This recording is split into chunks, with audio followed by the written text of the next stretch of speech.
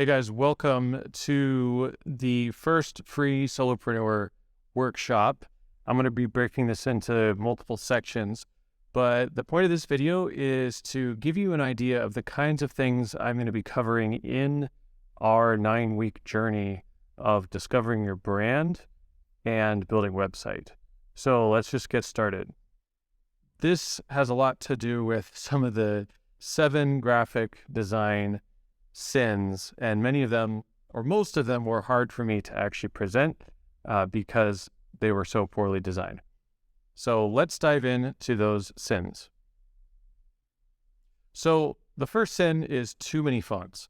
So branding and successful graphic design is all about limiting, which is like casting out or removing or eliminating things and sticking to just a very select set of styles.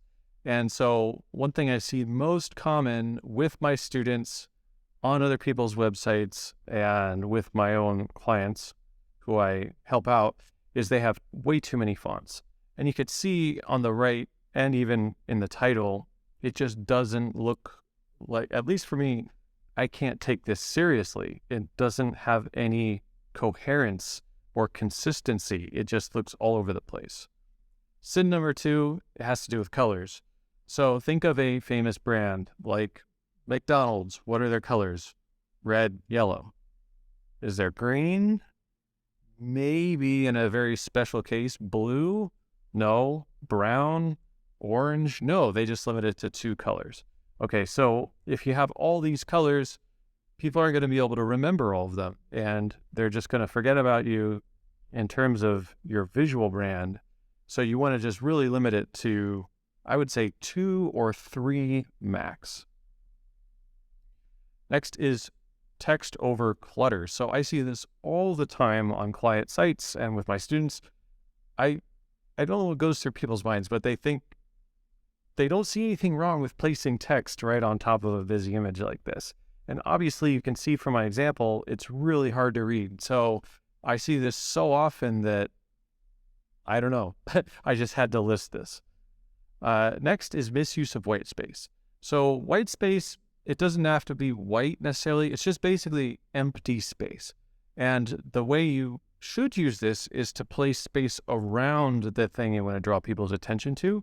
But most people, they'll just have a big empty blank spot in the middle of their layout, and that ends up being what people's attention is drawn to. So I have it on this slide as an example. I mean, this isn't the perfect example because I have this backdrop of this shadowy figure, but typically there's just nothing there in that empty space. And so that's drawing people's attention away from something potentially very important. And next is complementary clashing colors. So I have to get into color theory a little bit for this one, but just remember if their complementary colors would be on a color wheel, colors that are across from each other. So a color wheel is basically like the rainbow. It starts with red, goes through the Roy G. Biv of all the colors, and winds up with red again. So just think of the complements as they're across from each other on the wheel. They don't have to be directly across, but pretty much across. So this example is kind of hard for me to look at. You might notice there's like this, it does this vibrating effect with your eyes. And that's because these are complementary colors of the same level of saturation and brightness.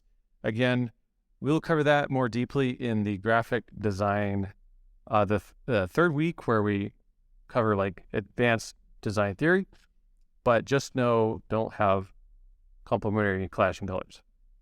Next is low quality images. This is pretty self-explanatory, but sometimes it doesn't matter how good a website layout is. If the image quality is bad, it's just going to ruin the whole thing. So make sure you're using high quality images, they're high resolution, they're not super compressed, and that they're actually good images like taken by a professional photographer. And then sin 7 is unclear hierarchy. So when there's no clear focal point or indication of importance. So this one was even harder for me to read, but I have the same font size, the same color, placed all over the place, and it's hard to know what is important and what's not. So in this case, you want to have hierarchies. So that's something that's super important, something that's sort of important, and then something that's like detail level that people don't have to necessarily know about unless they're interested. So in the next video, we are going to take these design principles and we are going to do an audit on an existing Google search site and see how many of those design sin they commit. All right, thank you. Hey guys, if you liked that video, then you're going to love my 9-week Solopreneur Starter Kit course. I hesitate to call it a workshop because it is packed full of so many things.